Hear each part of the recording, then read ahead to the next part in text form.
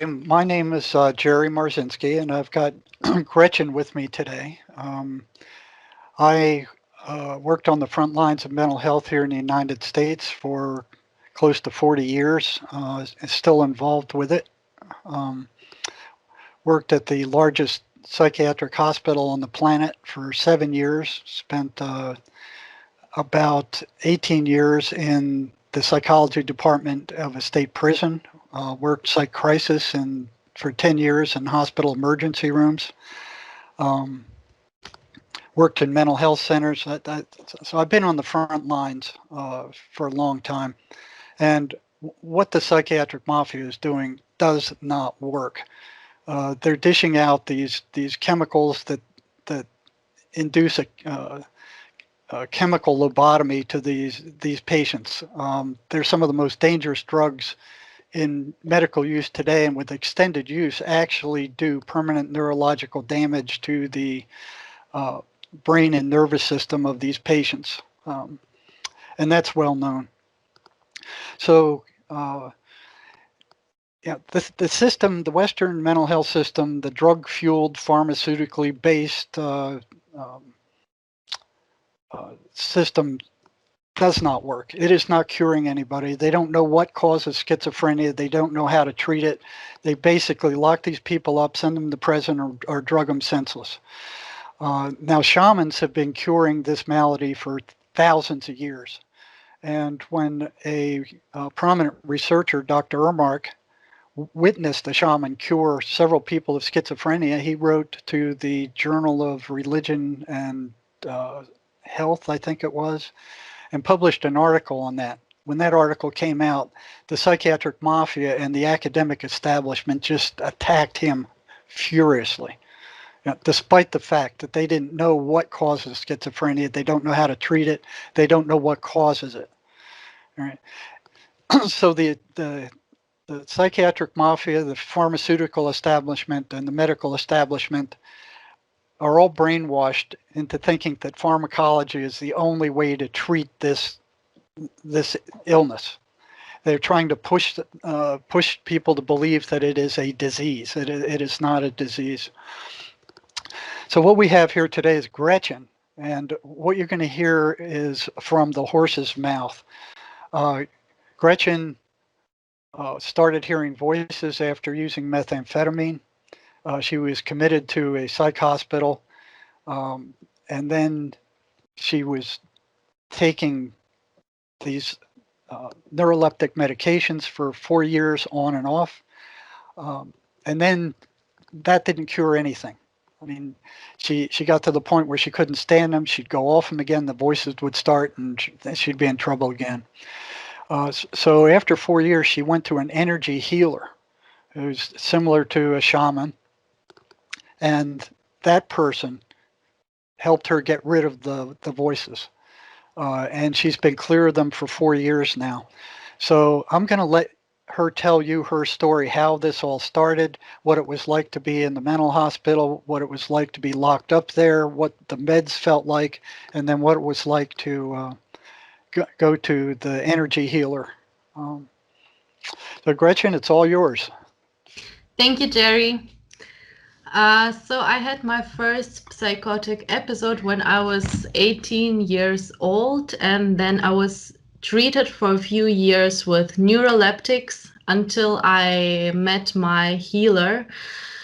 And it first started, the first experience of the psychosis started with strange thoughts and sleepless nights.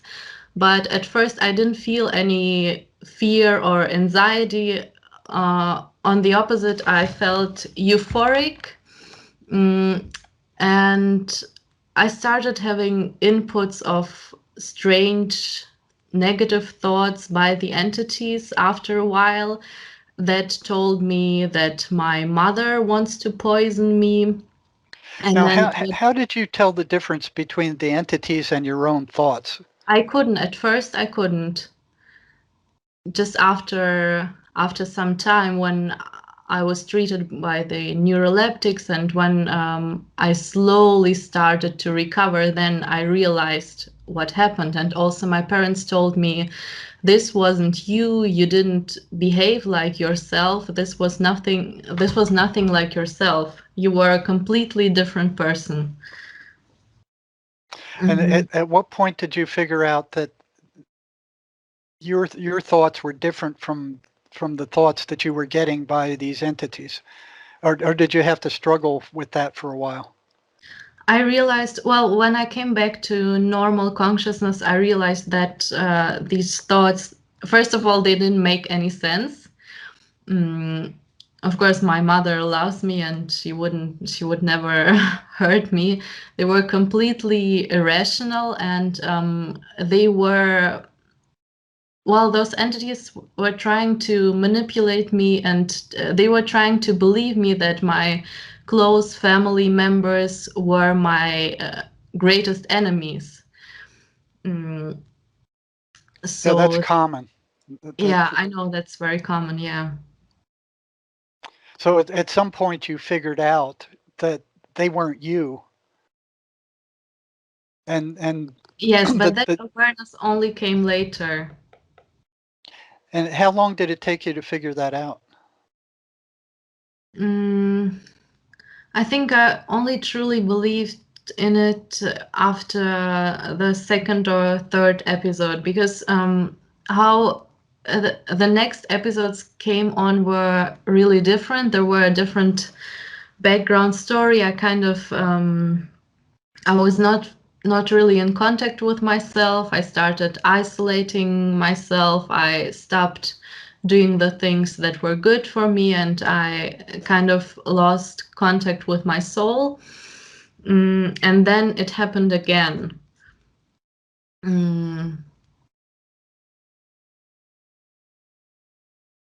So the medications helped you collect yourself and calm you down long enough to realize that those thoughts that were coming into your head did not belong to you. Yes, exactly. Yeah. Okay. And what happened from there?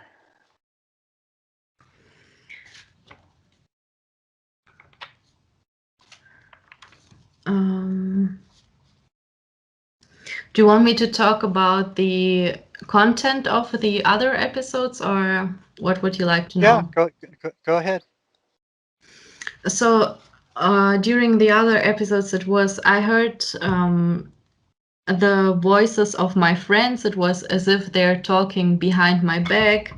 And also I heard voices of people that I know, other people that I know, and also my spiritual mentor, as if she was talking. I thought that's a kind of telepathic communication, but all the information was false, of course, because it was by the entities. So they got me to buy into that it was true. Did you ever ask them who they were? No, I didn't do that. No. Okay. So they were telling you lies. Exactly. And another time it started, I was really euphoric again, and I was not in my hometown. I was visiting a friend, and then I started buying lots of things, and after that I was throwing away my purse and my personal items, because I thought, because, well, the entities told me to do so, and I thought I'd never need my purse again, which was really stupid and irrational. So they can get you to do things that you would never normally do. That would get you in big trouble. Yeah, exactly. And then when you were in trouble, could you feel that your energy level was decreasing? Could you feel them taking your energy? Yes, definitely. Yeah. So that's one of the things they do. They stir up negative emotion and all kinds of trauma, and then they feed off of that negative emotional energy. Yes, and not only that, they also keep you awake at night, which also weakens you. Yes, Yeah. it weakens And your resistance, and they usually put nightmares. They usually stick nightmares in your head. and the thought stream is really speedy, and it's very difficult to interrupt that thought stream which is coming from them. Is it almost like they hypnotize you? Not exactly. I just experienced an increased, a very fast, speedy thought stream that would come in. That was very difficult to break. Yeah. Okay. And in 2016, I've met my energy healer through my Oh no, professor. you're moving way ahead. What? Oh, okay. How did you end up in the hospital? And what was it like when you got there? And how It did was those terrible. medications work when they filled you full of those medications? They didn't work for 1 or 2 weeks. They had almost no effect, and only after some time they started working. But I actually got worse because I was locked up with all those other sick people, so to say. And So you were afraid. well, my mind made up when I met the other people. I only got more confused, and because with each new person that I met, a new story, a new scenario came into my mind, and that would only make me worse. And what were the voices telling you about the others? Oh, so many different things. I don't remember now, but with each person, there was like a different fictive story. What, was it a negative, scary story? Not always, and not always a scary story, but always nothing to do with reality. Okay. For And example, I would think that a guy was an alien, or that a woman is acting in a way because she wants to remind me of some other person, or there was just random thoughts that I would make up in my mind. so it was very confusing It was very confusing, yes. and very nerve-wracking. hmm Okay. And now could you feel when they got you in that kind of state, could you feel your energy decrease? Yes, but I was also really tired and sleepy because of the medication. Medications. And what was it like to be on those medications? What did it feel like? What did it do to your mind and your ability to function? What it did to my mind, it blocks the ability to think. It blocks the ability for imagination. For I just had no energy and no motivation to do anything. It was not nice at all. And you were off and on those things for, did you say 4 years? Yeah. Okay. And then you would stop them because they were so horrible, and then you would lapse back into this state again. Yeah, I would stop them because I didn't feel like myself. And then um, after when I stopped them and a few months had gone by, I started feeling normal again. And then how long was it before the voices started again once you went off them? It was about half a year. Well, that long. Yeah. Yeah. I've seen it range between a couple of weeks to that long, and sometimes longer, but usually it would lapse back. And what was it like dealing with the psychiatrists in that hospital where you were at? They were doing everything according to protocols, so I would just have very short conversations with them, and that's it. There was not much involvement from their side. So it's And I based also had to be careful about what I'd say, because I thought maybe if I say the wrong thing, they will keep me longer there. Yeah, and that's a concern too. So, how much? What is the average amount of time that they spent with you a day, the psychiatrist, or did Five, they see you every day? 5 minutes, really. Yeah. So you No. basically here they are 5 minutes, and if you say the wrong thing, they put you on more meds or they keep you there longer. So Mhm. what I found is patients were really afraid to talk to them because they'd afraid they'd change their meds or they'd increase their meds or they'd keep them in the hospital longer. Was that your opinion and that of the others who were in there? Yes, and you know, you probably know about that. There's not much you can do there. There are, well, you have sports a few times in a week, then you have painting or art class, and that's it. And sometimes sometimes additionally to the psychiatrist, you'd have a meeting with a psychologist once a week, but if you were lucky. Now, did that psychologist understand what the voices were or have any idea what was going on with you? No, they were all going by the standard Does, medical and psychiatry books. now, did that help you at all?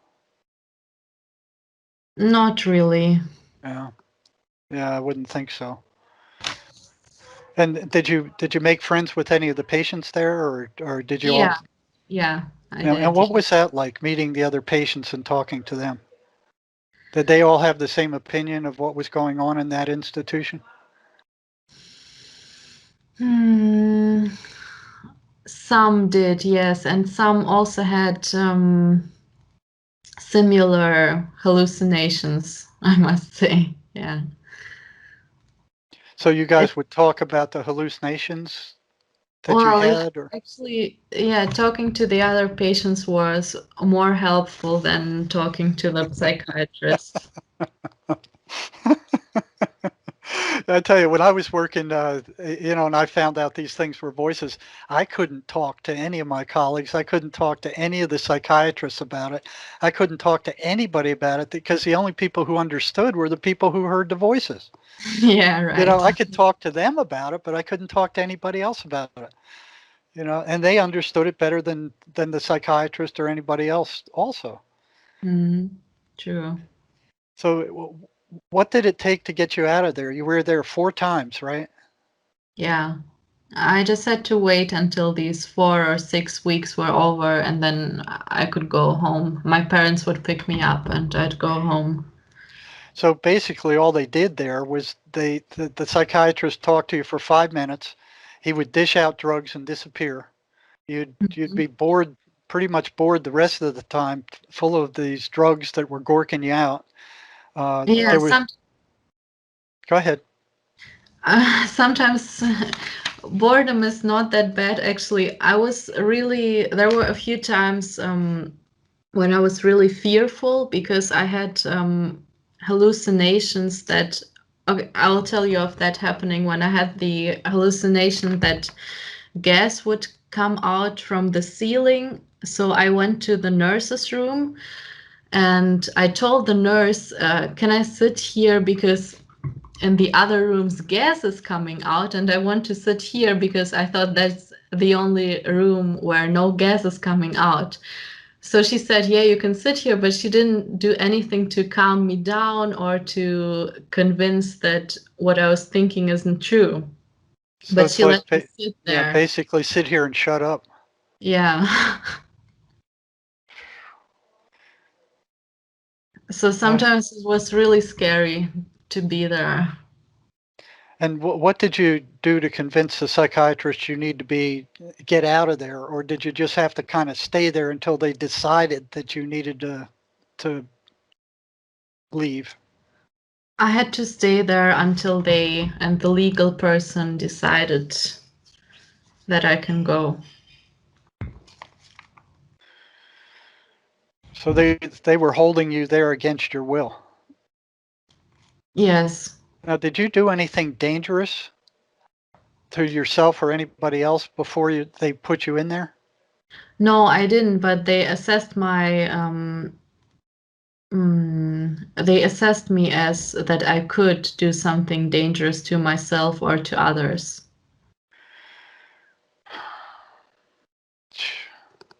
Without any evidence that you did you tell them you were suicidal? Did you tell them you were thinking about hurting anybody else? Did you give them any hint that you were dangerous to yourself or anybody else?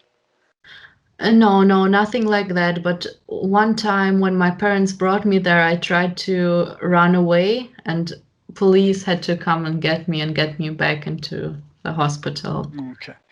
So I mean, nobody would want to go into that place. So here in the United States, you have to be, for them to commit you and hold you legally, you have to be an imminent threat. I mean, imminent threat to yourself or somebody else, which means you have to tell the psychiatrist that you're thinking about killing yourself, tell the psychiatrist that you're thinking about hurting somebody else, or actually attack somebody. So these guys just made this crap up and said they thought you might be dangerous and then locked you up for how long did they hold you in that place? One time 4 weeks, one time 6 weeks. 2 months. Based on their thought that you might be dangerous without any evidence at all. Yeah, I didn't attack anyone. I didn't tell that I had the thought of attacking anyone, nothing like that. That is bizarre. That they wouldn't get away with that over here. Mm-hmm. You know? So they had complete control over you. They were filling you full of drugs until you were gorked out, uh, and you had to stay there for 2 months. Yeah. Okay, so you went through that um, 4 times over 4 years. Yes. Okay, and maybe for the last 2 years, you realized that the voices were not you; they didn't belong to you; that they were entities and invaders. Exactly. Especially, I realized that after working with my healer and talking about it to my spiritual mentor, who's also in the UK. Did you ever dare try to tell a psychiatrist that these were entities and not hallucinations? No, I wasn't that stupid. I wasn't either. Even though I knew it cold, I didn't dare talk to them about it because I knew what they would do. Yeah. So what made you decide to go to a healer? Mm, And what was that like when you started? Did you feel they understood what was going on? yes, I felt that she understood me on a different level, and I just had the feeling that she is the one who can truly help me. Right, because she understood what you were going through, unlike the psychiatrist that would listen for 5 minutes and disappear. Hmm. She'd spent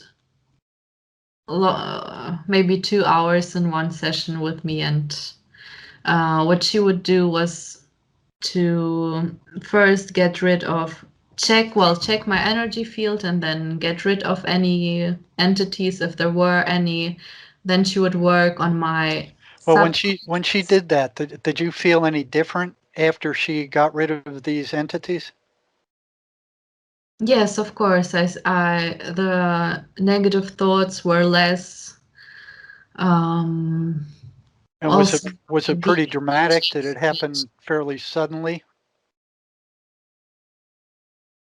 it was pretty dramatic. Yes, for my whole family and me, we were all shocked, and also, the daunting diagnosis, paranoid schizophrenia, Yeah, sounds quite scary. yeah, yeah. It does carry a stigma with it. Yeah, and my healer told me not to listen to that diagnosis, that this isn't really true, and that there are different ways to work on it and to prevent it. And did your first visit with the healer, did that result in substantial improvement right away? Not right away. I had to go and see her quite frequently. Because also all the chemicals first have to leave the body, and after such an episode you're just exhausted and very slow, and recovery takes maybe half a year. So you were feeling better all along as she worked on you. Yeah. And when did she first tell you that these were entities, or did you figure that ahead of time and tell her these were entities, these voices were entities? How did you guys approach that? She told me, and she said, she explained how they work, and that also people who are not sick can also have those attachments and not even realize it. Oh, that's true. That's so true. So you virtually, what happened is those medications calmed you down enough to where you kind of got your own facilities back, but they didn't last and they didn't do you any lasting good. And you felt like a zombie while you were on them. You didn't feel like you were yourself. You couldn't think, you couldn't Right. function, you couldn't hold a job. Yes, I couldn't concentrate, and yes, they calmed me down, but I didn't feel like myself at all. Right. So they weren't helping you out on any kind of permanent basis. No. Okay. So what was it like when you first went to the healer? It was a relief that someone would understand and see the world differently. See, I saw the same thing when I started working with patients. It was like, what you know what's going on, and some of them would even ask me, well, are you psychotic too? Are you crazy too? How do you know this stuff? You know, and yeah, there was a big difference when they felt that you understood, because they knew clearly that the psychiatrists and the medical staff did not. So it was like there was a relationship, a working relationship right away, just because you understood what they were going through. Yes, that would lead to people opening up to you, right? Yes, yeah. Little by little, they kind of had to test me, because they didn't trust psychologists, they didn't trust psychiatrists. So it took a while. See, I was the one that had the stigma. I was the one working in there, and they had to see if they could trust me. So they would give me little bit by little bit, just kind of testing to see if I understood. And once I did, they started opening up. And how long did it take for them to open up to you? When I was working at the state hospital, and I wasn't sure what the voices were. What I was doing was trying to get their trust to just tell me what was going on with them. And that took a while. It took a while to learn how to talk to them in a way that they felt that I understood. And what I started with is the pieces that I understood. I'd talk to one patient, I'd say, okay, this is what I understand about the voices. They do this, they do this, they do this, and I don't know much else. And then that person would give me a couple other pieces. So it was like piece by piece by piece, they would give me different pieces. And the more I knew, when I met a new patient, I'd say, okay, this is what I know. What else can you teach me? And they're the ones that taught me, This is how until I got to the point where I knew much more about them from talking to hundreds of patients than they did. So in the later years, I could sit down and go, okay, this is what you're going through. This is what the voices are telling you. This is what they're telling you about me. This is what they're telling you about the medication. Then they run patterns. They run uh, very fixed patterns. They say the same kinds of things over and over and over again. So, so And my healer also told me that be careful, because the voices might tell you that I'm not a good healer and I don't have the power or whatever, Oh, and yeah. to not come and see her. Well, what they would tell my patients, especially in the emergency room, when I had to get as much information across to the ones who would understand it as quickly as possible, because the administration and the psychiatrist didn't want you spending time talking to the patients. They wanted you evaluating them. They either go in the hospital, or you let them out, or you turn them back to their family, or you put them in a mental health center, or you lock them down on a psych ward. They just wanted them out of there. And then I watched, I did work in private psych hospitals for a while. They did run some group therapy. They did have a therapist who would see them maybe once a week, but the psychiatrist only spent 5 to 10 minutes with them, checking their meds. I mean, how's your meds?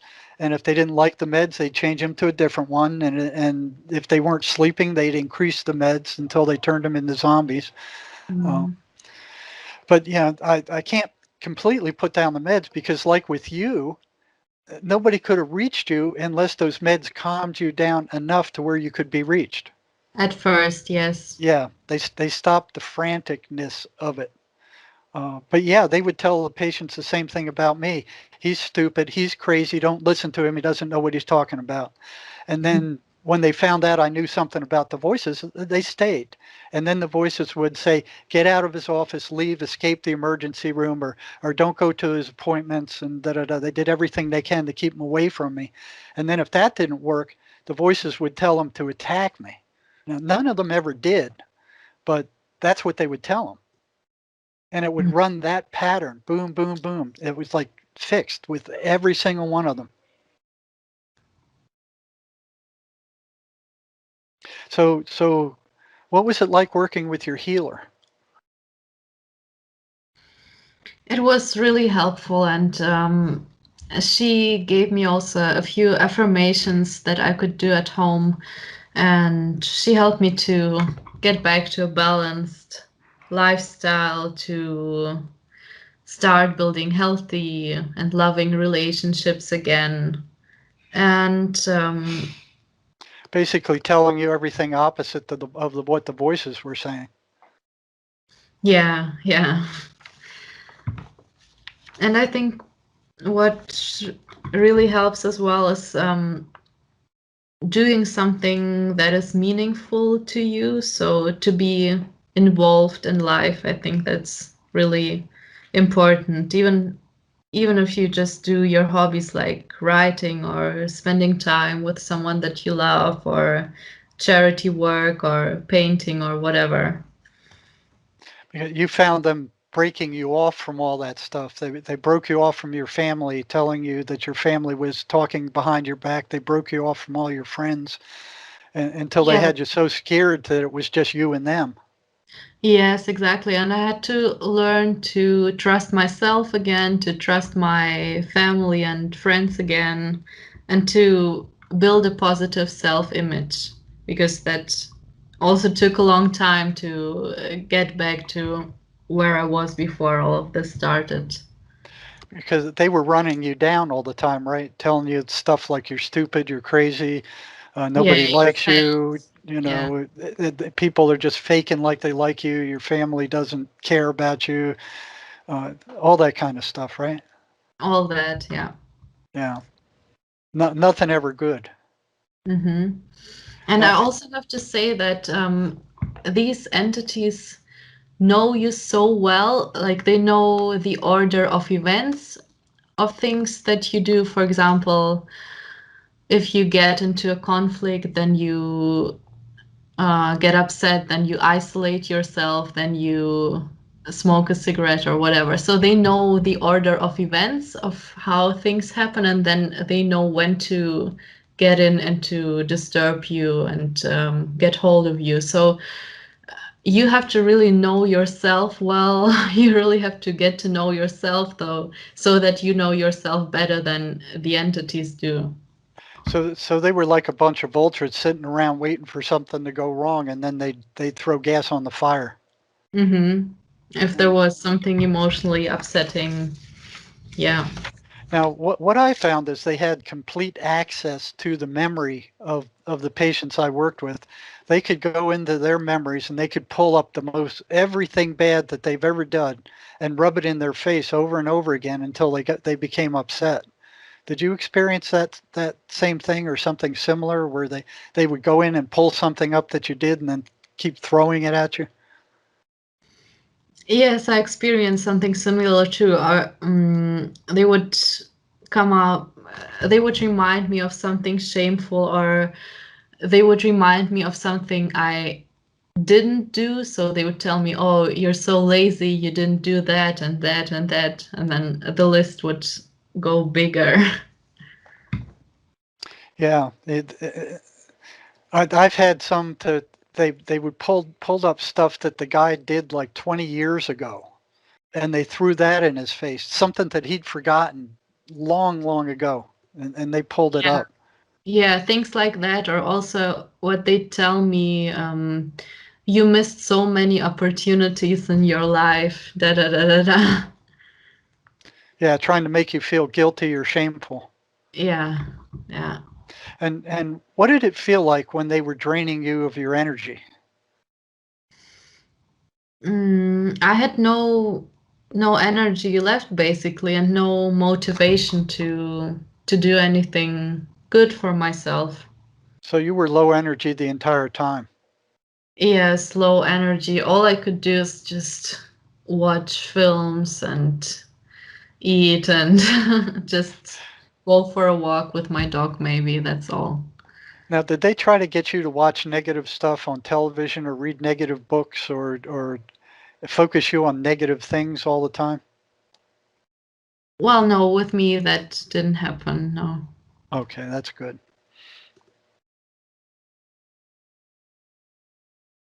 So what did they tell you about your healer? They couldn't do much because she warned me that they tried to convince me not to go see her. And did they do So that? I was mm, from times to times they tried, but she warned me beforehand, so I knew about that, and so that didn't happen. Yeah, I ran into that all the time. They would tell the patient, don't go there, break the appointment, don't show up, tell them you're sick. They did everything, and they did the same thing with patients trying to go to church. Did you ever try to go to church while you were hearing these voices or talk to a preacher?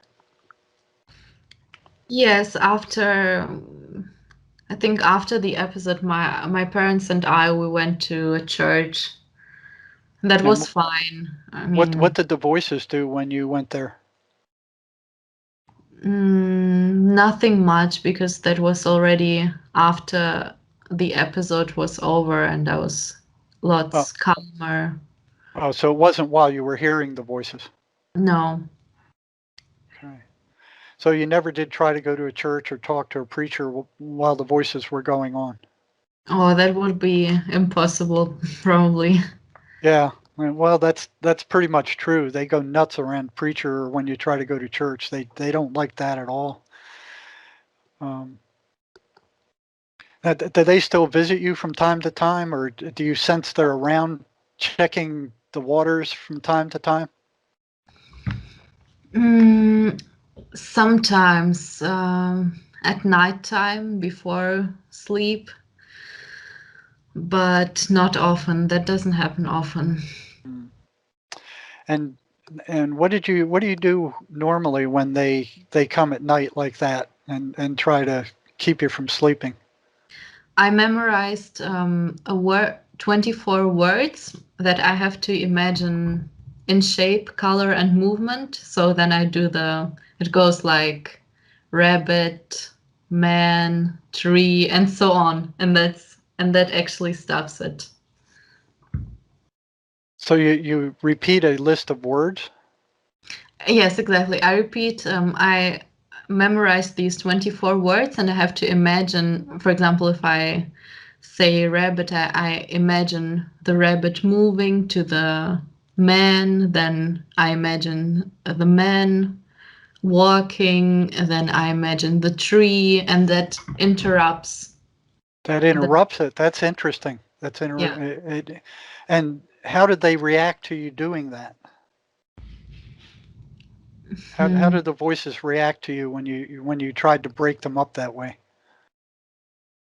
Well, I don't feel much of a reaction. I just do it for myself so that I can fall asleep. Okay. And does that shut them up? Usually it helps, yeah. Wow. So that's interesting that they do that. Well, what about prayers? Did you ever try to use prayers against them? Yes, I find prayers and affirmations really helpful, especially when you say the prayer or read the prayer for 3 times.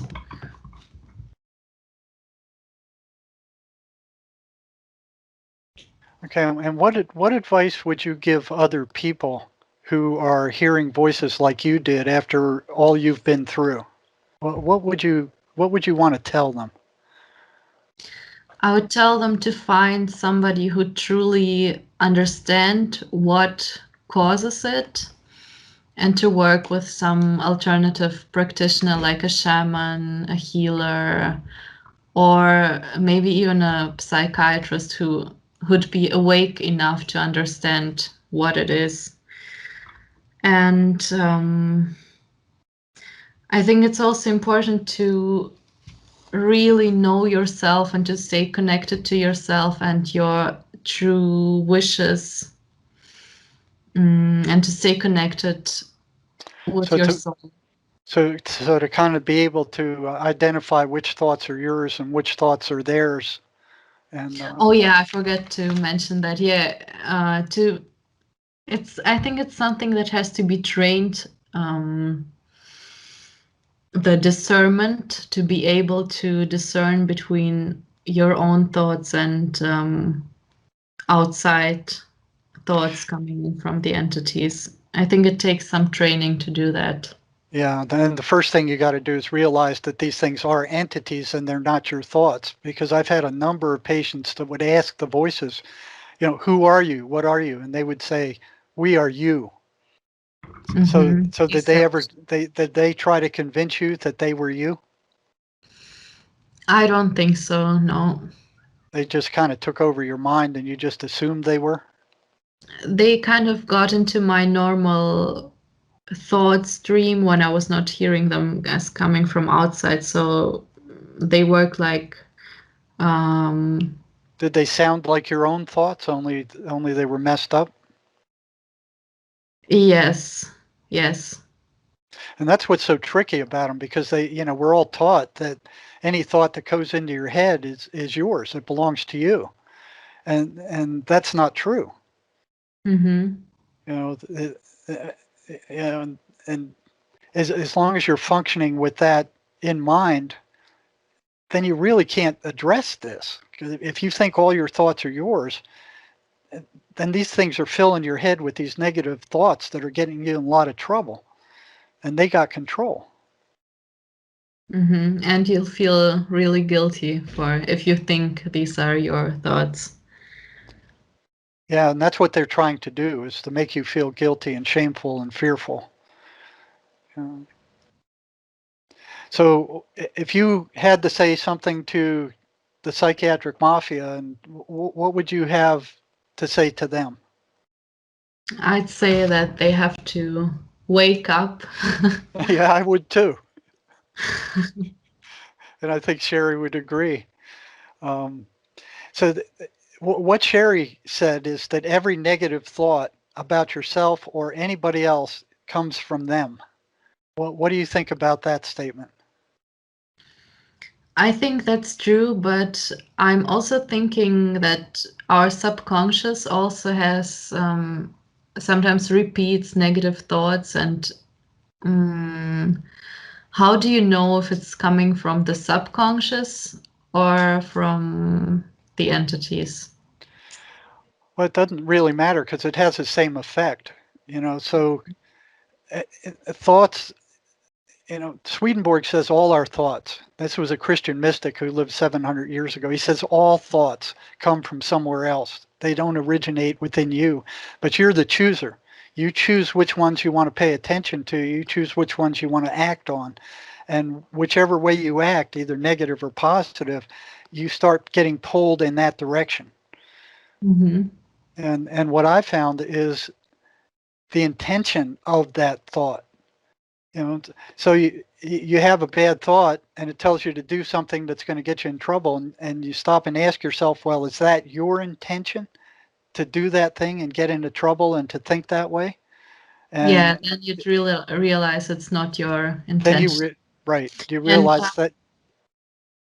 I'd also have to say that if you don't get involved into going that downward spiral of negative thinking, because it only gets you more miserable. Yeah, it gets you deeper and deeper, and it's harder to escape from. Yeah. Okay, we're closing on an hour here.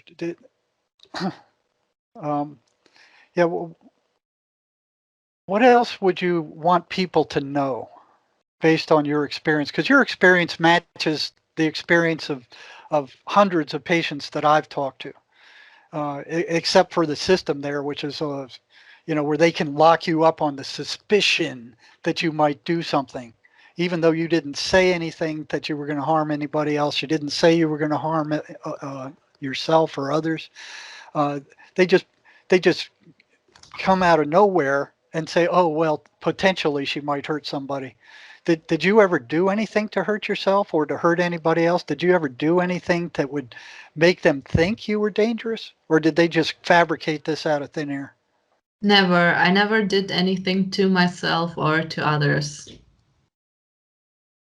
So the first time you talked to a psychiatrist, how long did he spend with you?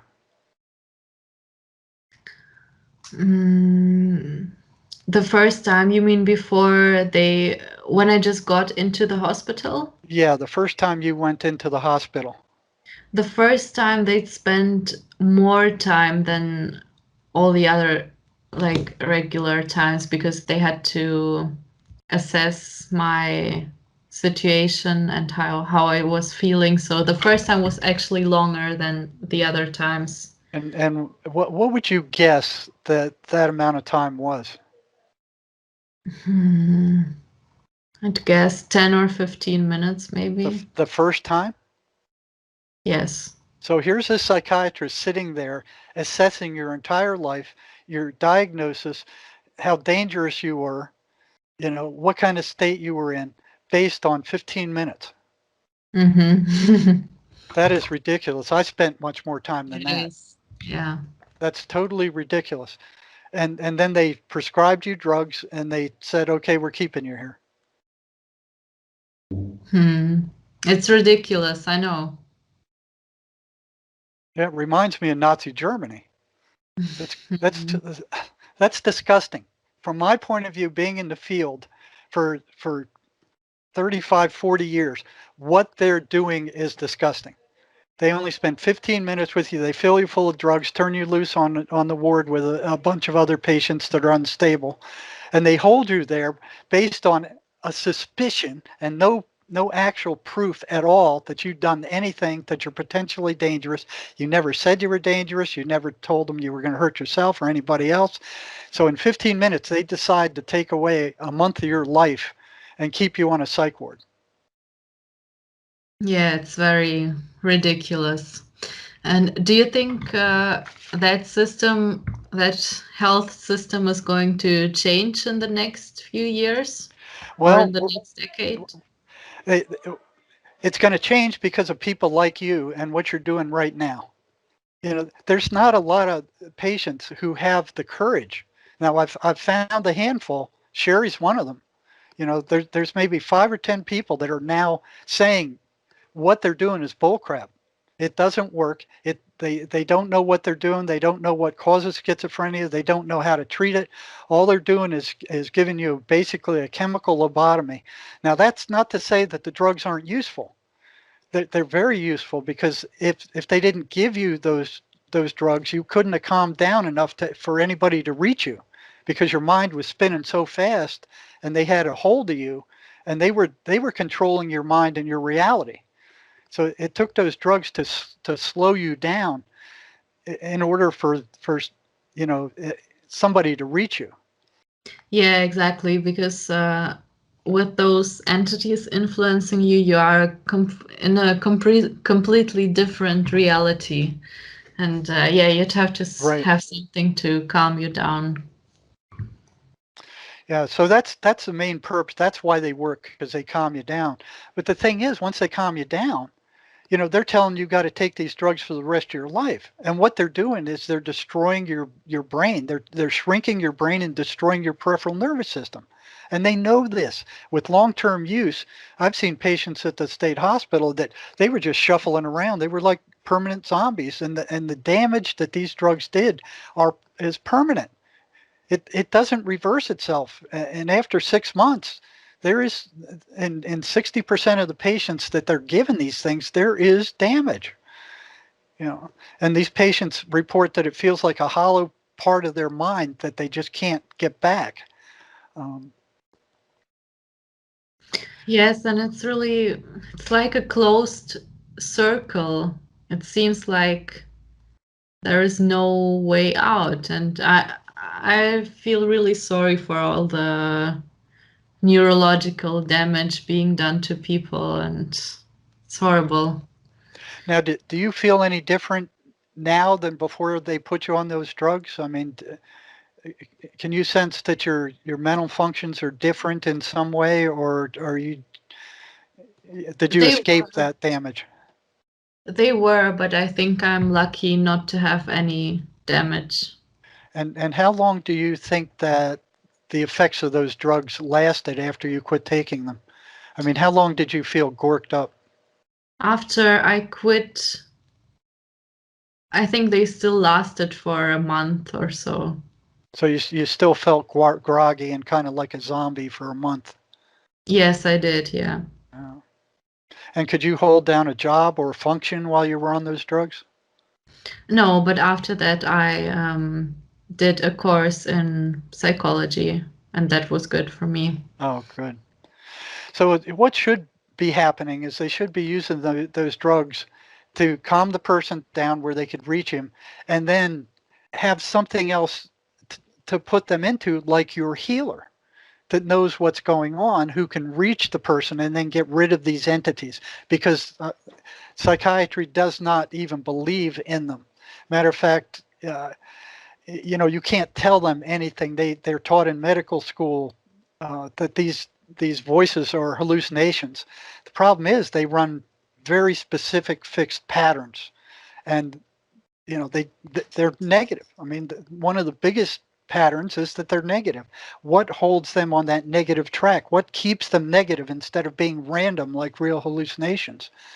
That's the first question. And then there's like 23 more after that. These are fixed set patterns that these voices run, and they all run them the same way. So 2,000 miles away, when I worked at the psychiatric hospital there, the voices were telling those patients the same exact kinds of things that they're telling them here in Arizona, 2,000 miles away. And all these different institutions, all the voices, it's like they're all made from the same cookie cutter. They're all telling people that they infest the same kind of crap. It's like they're all programmed to do the same thing. You know, Hmm. it's really strange that way. So, what would you have to say to the families of people who have sons or daughters who are suffering from the voices?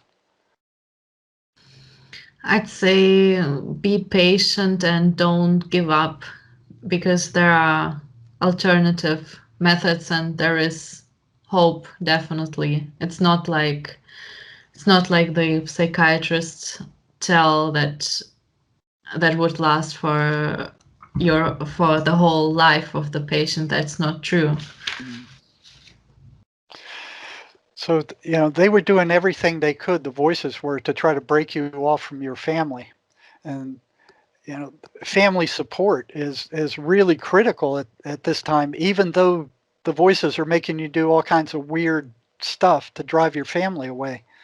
So What was that like for you when they started telling you that your family is plotting against you and they really don't like you, and your family showing that they're concerned? I mean, that must have been a battle in and of itself. What was that like for you? It was like an inner conflict, and it was really confusing because the voices were trying to tell me that everything that I believed about myself or my family was not true, and that now they are telling me the truth.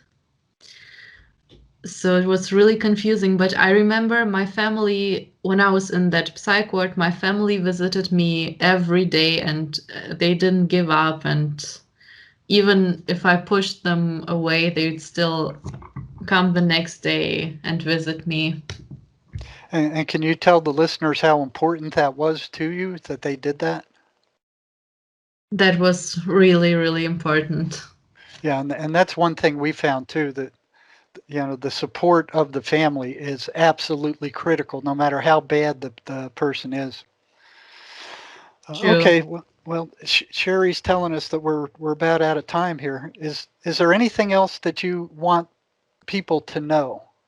Because your message is going to go out to a lot of people.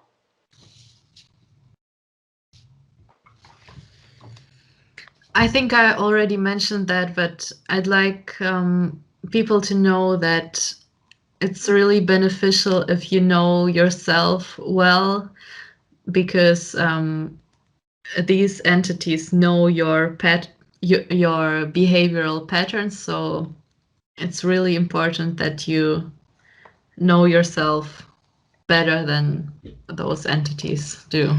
Yes, so be able to tell the difference between the negative thoughts that they're sticking in your head and what you truly believe and who you really are. Yes, be aware. Yeah. Okay.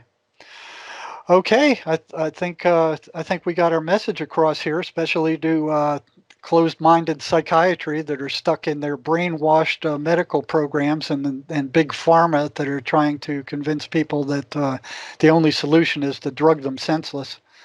Um, so I want to thank you very much for speaking with us and having the courage to come out and tell the truth of what you've been through, because it's people like you that are going to wake up the system, because Thank you. they're asleep. Thank you. It was a pleasure. Okay. Okay, Cher, I guess we're done.